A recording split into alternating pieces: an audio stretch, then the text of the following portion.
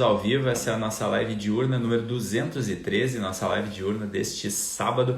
Vamos dar continuidade às nossas lives aqui. Então hoje eu quero trazer um pedacinho de um tema que eu trouxe 2 lives atrás para a gente dar um pouco de continuidade a esse assunto, que é aquele assunto que eu falo bastante aqui sobre a tal da síndrome da encruzilhada, né? A síndrome da bifurcação, que é quando a gente passa a agir pensando de uma determinada forma, né? Ou tudo é para esse lado direito aqui e nada do que é do lado esquerdo é válido, eu invalido tudo que está no lado esquerdo por defender um pensamento aqui que vai pro lado direito, ou então se eu vou pro lado esquerdo, eu invalido tudo que existe no lado direito, né? Que fique claro que eu não estou falando de política, mas também isso vale, obviamente, para nossa política, porque também eu vejo que ali também existe toda essa distorção, essa generalização, muitas vezes tornando o negócio meio que um fanatismo, né? Ao ponto de que se o lado que eu estou defendendo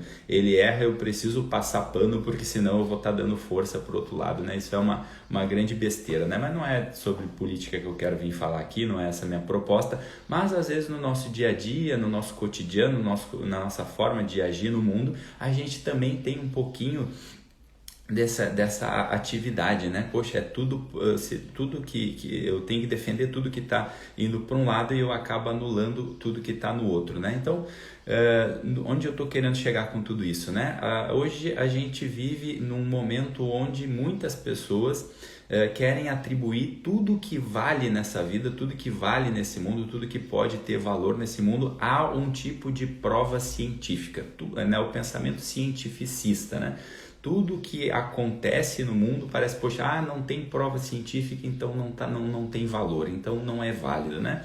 Eu trouxe esse tema porque algumas lives atrás, isso ainda foi antes da gente fazer essa retomada, eu falava numa live aqui sobre uma prática, né, que é sugerida, né, por a grande parte das religiões, que é a prática da caridade, né, que é você fazer o bem ao próximo, né? E aí eu estava falando, né, sobre a atividade de dar esmola para o mendigo, né, que está morando na rua ali, que às vezes está passando fome, que está passando por uma necessidade. E aí, certa vez, a pessoa que assistiu essa live, que viu esse trecho, ela mandou lá nas minhas perguntas lá o seguinte: poxa, porque eu estava falando que ao praticar a caridade, a gente consegue ter nós que estamos praticando, a gente tem um grande benefício para a nossa vida, né? E aí a pessoa mandou, né, não sei por que ela mandou isso, talvez ela estava fazendo alguma tese de mestrado, de doutorado, deve ser por isso, né? Porque não tem outra explicação, né? A pessoa mandou para mim: como que você prova cientificamente que dar esmola para o mendigo faz bem para as nossas vidas, né? E aí, óbvio, né, que com todo o amor do mundo eu respondi essa pessoa. Agora, o que a gente tem que olhar para cá, para esse tema, é entender o seguinte: quando tudo na vida vira essa coisa de ter que ficar provando cientificamente, senão não tem valor, senão não tem validade, não é problema se você quiser dar esmola para o mendigo, se você não quiser dar, né? Óbvio que a gente teria que entrar mais profundamente aqui no tema para entender, né, que isso não pode ser um movimento egoísta. Quando eu faço isso, né, e com o meu desejo sendo simplesmente que isso vá fazer um bem para a minha vida, a própria caridade em si ela já está sendo anulada do processo, né? Mas aí a gente vai longe falando sobre isso, né? Agora, o que a gente precisa entender é que o grande mal, quando a gente começa a ter esse tipo de pensamento e coloca em toda a nossa vida voltada para isso, o que acaba acontecendo, né? A gente perde um dos principais elementos de estrutura nas relações no mundo, que se chama confiança. No momento em que tudo que a gente vai fazer precisa de prova, a gente precisa provar, que precisa ser provado, senão a gente não faz, a gente perde uma capacidade que é a base da relação humana, que se chama confiança. A gente não confia mais uns nos outros, né? Óbvio, se você já me assistiu aqui algumas vezes, eu falo muito sobre a virtude da prudência, né? Inclusive na live dos ecos interiores eu falava sobre o eco que é do universalista, que é aquela pessoa que ela é uma pessoa muito boa, mas no entanto ela confia demais nas outras pessoas ao ponto de ser uma pessoa bobinha, assim, ela não tem o mínimo assim de prudência na arte de escolher. Então, óbvio que eu também defendo que a gente tenha prudência, que a gente olhe para a verdade. Agora, se a gente torna a nossa vida somente voltada para isso, né? Eu paro de confiar nas pessoas, eu paro de confiar no testemunho solitário muitas vezes das pessoas, né? Então fica muito fácil da gente exemplificar isso na prática, né? Imagina uma pessoa que viu que assistiu a um furto, né? Ela testemunhou um furto. Poxa, a bolsa de uma mulher foi roubada. Aí ela vai lá na frente da delegacia lá, ou no dia do juízo lá, e ela dá o testemunho de que ela viu com os seus olhos que a bolsa daquela senhora, daquela moça foi roubada.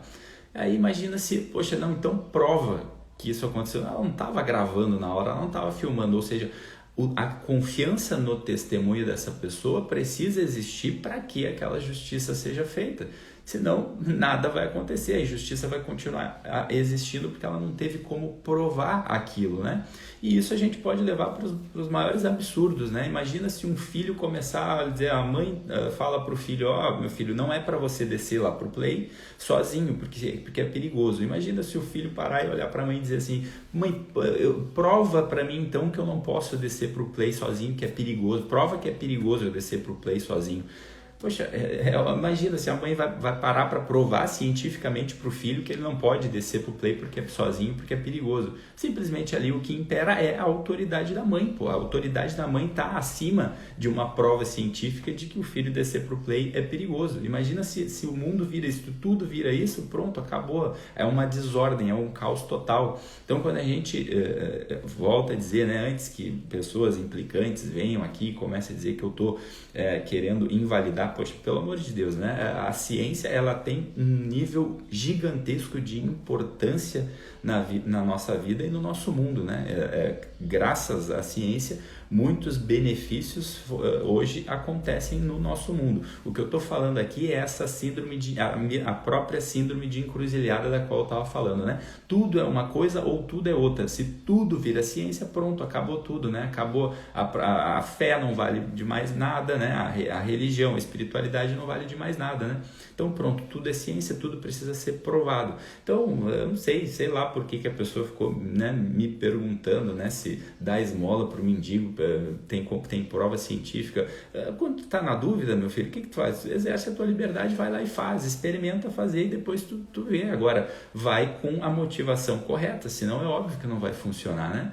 Então, a ideia aqui não é ficar falando sobre os benefícios de tu exercer a caridade, né? Mas é uma certa abertura maior para a confiança, né? Para que a gente possa voltar a confiar uns nos outros, né? Por mais que a gente diga que no momento a gente vive num momento onde existe muito egoísmo, onde as pessoas estão pensando em si, mas se nós não fizermos esse movimento de confiar, às vezes, no testemunho das pessoas, né? A própria base científica, os estudos científicos, muitas vezes, é um ato de confiança, né? Confiança em quem? Confiança naquele sujeito que foi lá e fez o estudo, então primeiro precisa se confiar no que aquela pessoa está falando para depois, num segundo momento, ir lá e ver se aquilo ali é replicável, ver se a gente pode experimentar aquilo ali, né? Sem falar, se a gente fosse entrar aqui em pessoas que já deram declarações aí em revistas científicas ali que poxa, fizeram, né, um determinado estudo e foi aceito e depois ela foi ver que não era nada daquilo, né? Então não dá para levar tudo a ponto de faca, ao ponto de que só isso vale, né? Ou então, sei lá, o pensamento... A base, né, de tudo é o pensamento, né? A questão cartesiana lá de René Descartes, né? Penso, logo existo. Poxa, tu tá de sacanagem, já existia muito antes de tu pensar, né?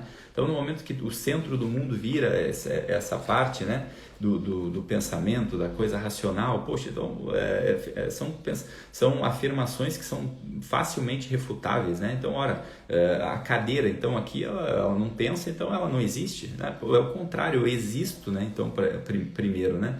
A existência, ela é a base, né, que deveria ser o centro do mundo, não o pensamento, né? Então, poxa, se algo não pensa, então, né, por essa declaração de Descartes, então é porque não existe.